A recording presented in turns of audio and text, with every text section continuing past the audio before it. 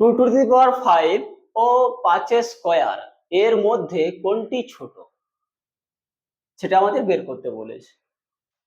2^5 নিধান কত? নিধান হচ্ছে 2। 5টা কি? 5 হচ্ছে সূচক। তাহলে 2^5 কে আমরা কি লিখতে পারি? 2 গুণিতক 2 গুণিতক 2 গুণিতক 2 গুণিতক 2 এটা লিখতে পারি। এটা সমান কত হয়? এটা সমান হয় 2 দুগুণে 4, 2 দুগুণে 8, 2 16, 2 দুগুণে 32। আর একটা কি আছে? 5 স্কয়ার বা 5^2। 5 স্কয়ার। এখানে নিধানকে, নিধান হচ্ছে 5, সূচককে, সূচক হচ্ছে 2।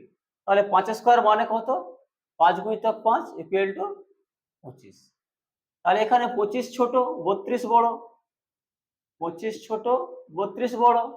তাহলে 25 কোথা থেকে পেলাম? 25 পেলাম 5 স্কয়ার থেকে। তার মানে কি 5 স্কয়ার ছোট আর 2^5 এ হচ্ছে বড়। ক্লিয়ার?